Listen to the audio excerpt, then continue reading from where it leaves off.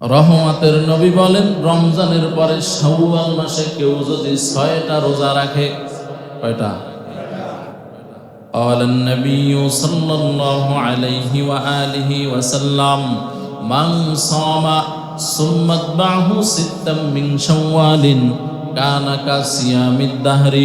রহমতের নবী বলেন, রমজানের রোজার পরে যেই শাওয়াল মাস আসবে, শাওয়াল মাসে কেউ যদি 6টা রোজা রাখে, ভেঙে ভেঙে রাখে, একসাথে রাখে, ও আল্লাহর বান্দারা, এই যে 6টা রোজা রাখলেন, মায়ার নবী বলেন 6 রোজার বিনিময় আমার আল্লাহ 6টা রোজার নেকি দিবেন না, কমপক্ষে 1 বৎসর রোজা রাখার নেকি দিবেন। কানাকা সিয়ামি দাহরি, দাহার মানে 1 বছর। 1 বছর রোজা রাখলে যেমন নেকি হবে, সমপরিমাণ নেকি 6 রোজার বিনিময়ে আমরা পেয়ে যাব। আল্লাহ আমাকে সর্বপ্রথম তৌফিক দান করেন, আল্লাহ আমাদের সবাইকে তৌফিক দান করেন। কারণ তৌফিক ছাড়া ইবাদত করা ইসাআদাত বাজরে বাজুয়ে নিস, তানা বখশদ খোদায়ে বখশিন্দাইস। নেক কাজ করতে হলে আল্লাহ পাকের তৌফিক থাকতে হয়, অনুগ্রহ থাকতে হয়, দয়া থাকতে হয়, না হয় নেক কাজ করা সম্ভব। আল্লাহ আপনি আমাদেরকে তৌফিক দান করেন। এরপরে আসেন রমজানের রোজা শেষ, শাওয়াল মাসের রোজা, শাওয়ালের পরে জিকদা।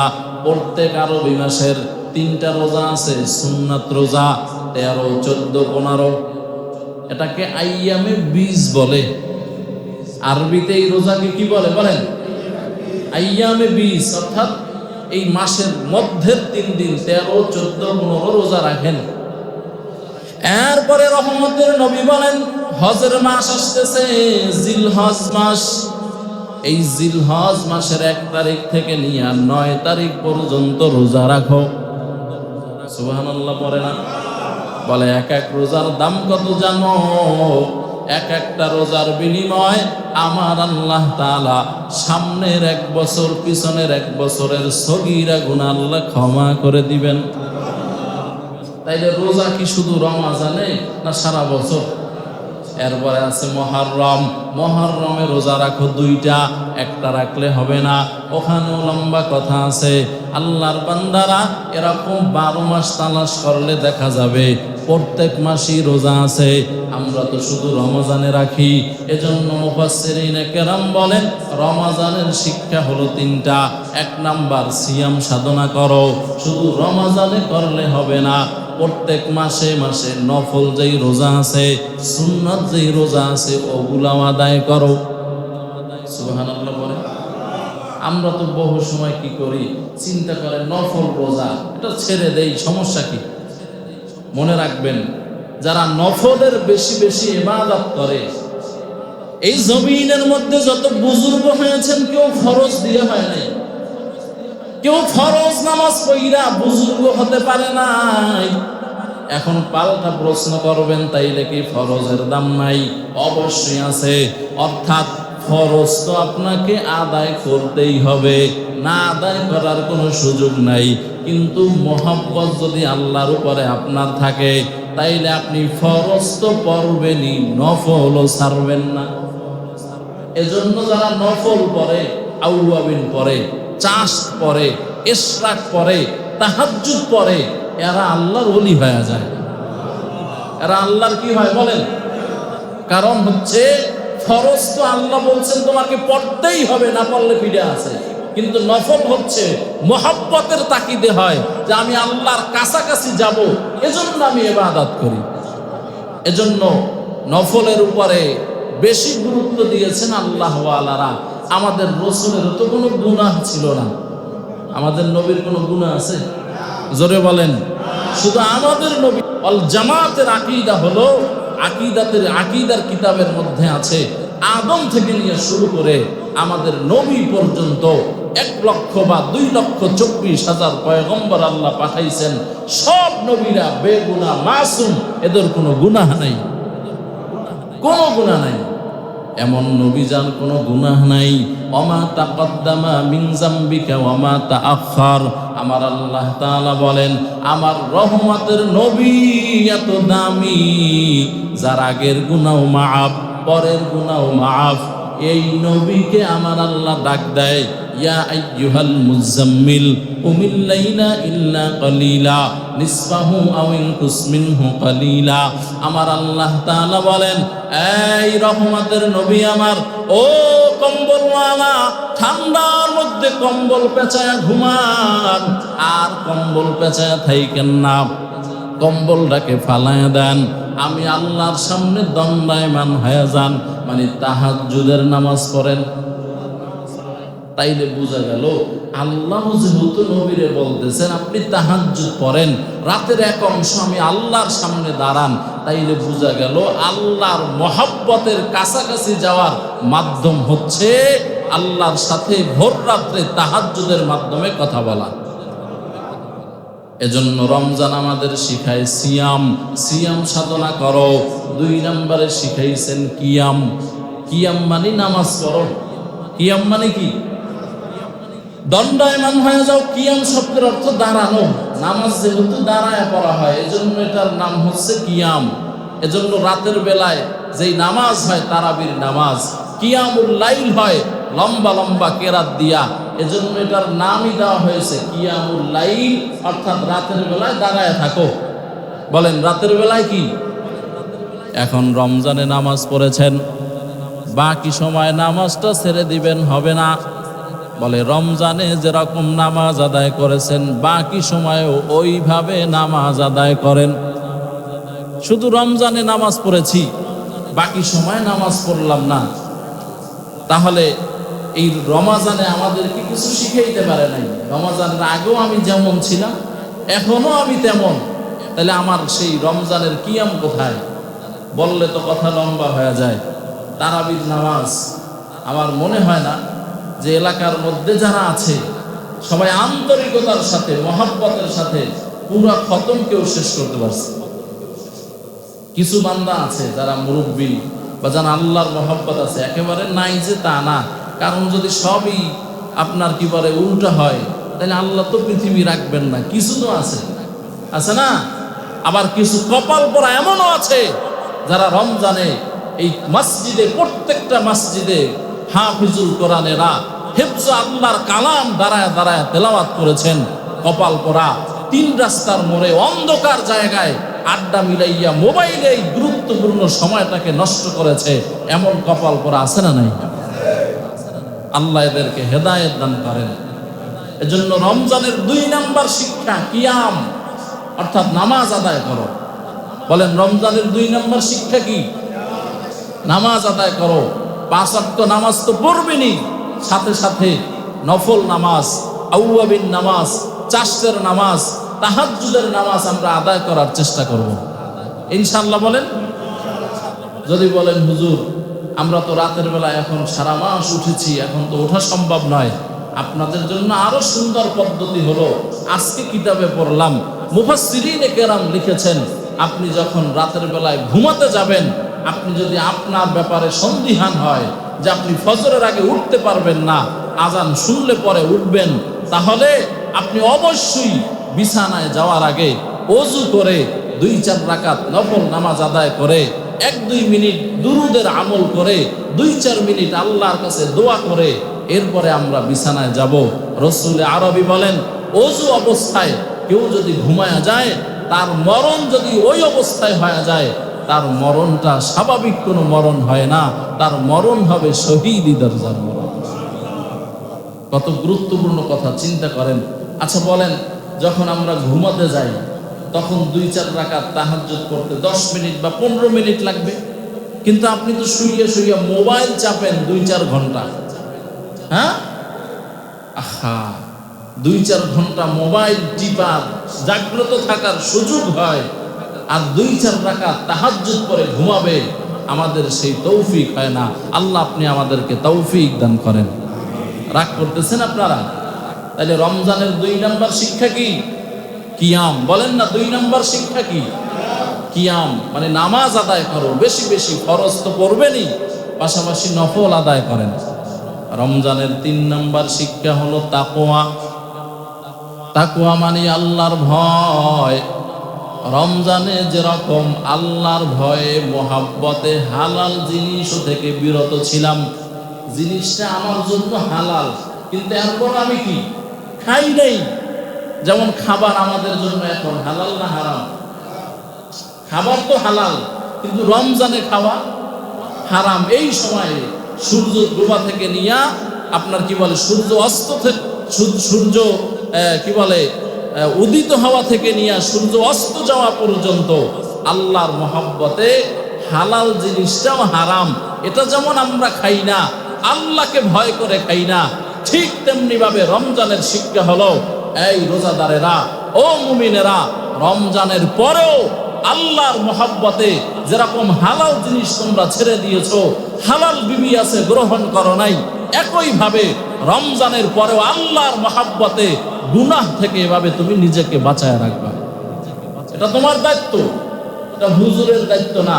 কারণ রমজান আমাদেরকে শিখিয়েছেন আল্লাহর মহব্বত অর্জন করা। রমজান আমাদেরকে শিখিয়েছেন গুনাহ থেকে বেঁচে থাকা। বলেন গুনাহ থেকে কি? এজন্য সূরাতুর রহমানে আছে যারা আল্লাহর মহব্বতে গুনাহ থেকে বেঁচে থাকবে, আল্লাহর ভয় এবং মহব্বত দোনোটা নিয়া, একদিকে আমি গুনাহ করলে আল্লাহ শাস্তি দিবেন, আর একদিকে আমি গুনাহ না করলে আল্লাহ খুশি হবেন। তার মানে আল্লাহর ভয়ও আছে, আল্লাহর মহব্বতও আছে। এই দুইটা বিষয়কে সামনে রেখে ওয়ালিমান খাফা মাকামা রাব্বিহি জান্নাতান, যারা আল্লাহর ভয়ে আল্লাহর মহব্বতে গুনাহ ছেড়ে দিবে, চোখের গুনাহ ছাড়বে, হাতের গুনাহ ছাড়বে, জবানের গুনাহ ছাড়বে, লজ্জাস্থানের গুনাহ ছেড়ে দিবে, আল্লাহর বান্দারা এইভাবে করে যত রকমের গুনাহ আছেন ছেড়ে দিবেন, আল্লাহ বলেন আমি খুশি হয়ে তারে 1 জান্নাত দিব না, 2টা জান্নাত দিব। কয়টা জান্নাত পেতে চান? তো অনেকে কয় হুজুর একটা পাইলেই তো সারে, 2টার দরকার কি? এটারও অনেক লম্বা কথা আছে। শুধু একটা আর 2টা না, দুনিয়ার লাইনে বুঝাইলে বুঝবেন। একজন আর চট্টগ্রাম শহরে বাড়ি আছে, হ্যাঁ বই বই চিন্তা করে যদি রাজধানীতে একটা বাড়ি করতে পারতাম। কি এরকম চিন্তা মনে হয় নাই? হ্যাঁ, আর একজন আর রাজধানীতে বাড়ি আছে, এবার চিন্তা করে আমেরিকায় একটা বাড়ি করা দরকার। আমেরিকায় বাড়ি হয়ে গেছে, চিন্তা করে ঘুমায় ঘুমায় কয় লন্ডনে একটা বাড়ি করা দরকার। লন্ডনও হয়ে গেছে, এবার চিন্তা করে বুরুজ খলিফা একটা প্লট নেওয়া দরকার। এরকম আল্লাহর বান্দা নাই? ও আল্লাহর বান্দারা, দুনিয়ার লাইনে বুঝেন, আখিরাতের লাইনে কেন বুঝতে চান না? আমার আল্লাহ তাআলা একটা জান্নাত এই পরিমাণ বড় বানাইছেন, বলে ওই জান্নাতটাই পৃথিবীর 10 দুনিয়ার সমান। বেহেশতা যাকে আজারে নবাশত কাছে কারে কাছে রাবা নবাশত। এজন্য আল্লাহর বান্দারা, আমার হাতে সময় নাই। রমজানের শিক্ষা হলো 3টা। 1 নাম্বার সিয়াম সাধনা, শুধু রমজানে করলে হবে না, এর বাহিরে সারা বছর রোজার আমল আছে। আল্লাহ আমাদেরকে তৌফিক দান করেন আমল করার জন্য। আর 2 নাম্বার কিয়াম, 3 নাম্বারে তাকওয়া, আল্লাহর মহব্বতে গুনাহ ছেড়ে দেওয়া। আল্লাহ তাআলা আমাদেরকে এই 3টা বিষয়ের উপরে আমল করার তৌফিক আল্লাহ দান করেন। এখন আপনার তাকওয়া অর্জন হয়েছে কিনা রমজানের পরবর্তীতে বুঝতে পারবেন। যদি দেখেন না আলহামদুলিল্লাহ, আমি আগে নামাজ পড়তাম না, রমজান আসার পরে 5 ওয়াক্ত নামাজ ছাড়ি নাই, রমজানের পরেও আমাকে মসজিদে টানতেছে, আজান শুনলে কলকটা মসজিদের দিকে যাচ্ছে, তাইলে বুঝবেন কিছুটা হইলেও আল্লাহর মহব্বত দিলে বসছে। বলেন আল্লাহর মহব্বত অন্তরে বসেছে, কিছু হইলেও। আল্লাহ আমাদেরকে আল্লাহর মহব্বত আপনি দান করেন, পড়েন আমিন। রমজানুল মুবারক শেষ হয়ে যাচ্ছে, বেশি বেশি কান্না করা দরকার, নিজের জন্য নিজে নিজে বেশি বেশি দোয়া করা দরকার। আর ঈদ উল ফিতরের দিনের বিশেষ কিছু সুন্নাত আছে। 1 নাম্বার সুন্নাত হলো যখনই আপনার শাওয়াল মাসের চাঁদ উঠে যাবে, সাথে সাথে তাকবীর বলা আরম্ভ করবেন, আল্লাহু আকবার, আল্লাহু আকবার, লা ইলাহা ইল্লাল্লাহু আল্লাহু আকবার ওয়ালিল্লাহিল হামদ। এই তাকবীরটা বেশি বেশি পড়ব ইনশাআল্লাহ। বলেন না ইনশাআল্লাহ। মাগরিবের পর থেকে আগামীকালকে ঈদুল ফিতরের জামাত থেকে বাড়িতে আসা পর্যন্ত এই তাকবীর আমরা যখনই স্মরণ হয় মনে করে করে পড়তে থাকবো, এটা সুন্নাহ। এরপরে সকালে ঘুম থেকে তাড়াতাড়ি ওঠা, ফজরের নামাজ বা জামাত যাতে আদায় করা যায়, মেসওয়াক করা, গোসল করা, সুগন্ধি ব্যবহার করা, উত্তম কাপড় পরিধান করা। নতুন কাপড় না কিন্তু, কাপড় কি বলেন? উত্তম। আপনার পোশাকের মধ্যে যেটা সুন্দর কাপড়, উত্তম কাপড়, আপনি সেটা পরিধান করবেন। এখন তো ঈদ উপলক্ষে আরে মাশাআল্লাহ, মেয়ে লোকদের যেই গরম বাজারগুলোতে মনে হয় যেন সারা মাস আমার এই মা বোনেরা যদি তাদের আমলের হিসাব টান দেওয়া হয় যে আপনি 5 ওয়াক্ত নামাজ সঠিকভাবে সঠিক সময় আদায় করেছেন কিনা, আল্লাহর কালাম কতটুকু তেলাওয়াত করেছেন, কি পরিমাণ তাহাজ্জুদ করেছেন, কি পরিমাণ সুবহানাল্লাহর জিকির করেছেন, কি পরিমাণ আলহামদুলিল্লাহর জিকির করেছেন, কি পরিমাণ দুরূদের আমল করেছেন, কি পরিমাণ ইস্তেগফারের আমল করেছেন, যদি টান দেওয়া হয় দেখা যাবে আমলের খাতা শূন্য। আমলের খাতা কি? আমার মা বোনেরাও তো শুনতেছে, আমার আম্মা জানেরা, একেবারে অন্তর থেকে বলি, কোরআন এবং সুন্নাহর চোখ দিয়া বলি, ঈদ তো তাদের জন্য আসছে। ও যুবকেরা, তোমরা যারা ঈদের দিন রাস্তার মোড়ে মোড়ে আপনার সানবক্স টানাইয়া গান বাদ্য দিয়া ঈদ উদযাপন করো, চুলের ভিতরে আর্ট কাটিং লাগাইয়া বিভিন্ন আইটেমের ড্রেস পরে ঈদ উদযাপন করো, আল্লাহর কসম এই মসজিদে বসে বলতেছি, খোদার কসম তোমার জন্য ঈদ আসে নাই। ঈদ তো আসছে তার জন্য যে সারা মাস আল্লাহর মহব্বতে রোজা রেখেছে। ঈদ তো আসছে তার জন্য যে সারা মাস আল্লাহর মহব্বতে দাঁড়াইয়া দাঁড়াইয়া কোরআনুল কারীম শুনেছে। ঈদ তো আসছে তার জন্য যে সারা মাস আল্লাহর মহব্বতে তাহাজ্জুদ পড়ে পড়ে চোখের পানি ছেড়েছে। ঈদ তো আসছে তার জন্য যে সারা মাস আল্লাহর মহব্বত কলিজায় নিয়া একটি গুনাহ করে নাই, তার জন্য ঈদ আসছে, তোমার জন্য আসে নাই। কথা বলেন না কেন? এখন বাতের চাইতে ডাইল উঁচা, বাতের চাইতে কি ডাল উঁচা। যে সারা মাস মোবাইল চালাইয়া তোর জিন্দিগি কাটাইছো, যে সারা মাস মসজিদের মধ্যে ঢুকো নাই, তুমি এখন ভিআইপি পাঞ্জাবি পইরা ঈদগাহে গেছো। হাদিস শরীফে আসছে, ঈদগাহে যখন মুসল্লিরা যায়, রাস্তার মোড়ে মোড়ে ফেরেশতারা দাঁড়াইয়া বলতে থাকে, আল্লাহর পক্ষ থেকে আপনার সুসংবাদ গ্রহণ করো, যারা আল্লাহর মহব্বতে রোজা রেখেছো আল্লাহ তোমাদেরকে ক্ষমা করে দিয়েছেন।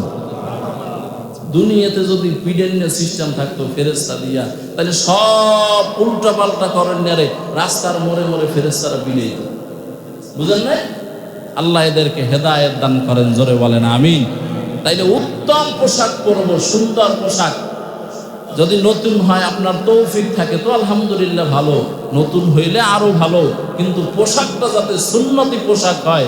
বহু যুবকেরা আছে ঈদে যাবে, জুমায় যাবে, মনে কষ্ট নিয়েন না, একেবারে শার্ট প্যান্ট পইরা ইন কইরা এরপরে যায়। শার্ট প্যান্ট হারাম না, জায়েজ। তবে আপনি যেখানে যেই জিনিসটা পরলে সুন্দর হয় সেটা পরলে আমাদের সমস্যা কি? কথা বলেন না কেন? যেমন বেরাস করা জায়েজ, এটা হারাম না, আমিও তো করি, কিন্তু মেসওয়াক করা সুন্নাত। আমি বেরাস করব সমস্যা নাই, পাশাপাশি মেসওয়াক রাখলে তাহলে আমার রহমতের নবীর সুন্নতও আদায় হয়ে গেল, নবীও খুশি হয়ে গেল। কথা বলেন না কেন? আল্লাহ আমাদেরকে বুঝার তৌফিক দান করেন, আমল করার তৌফিক দান করেন, জোরে পড়েন আমিন।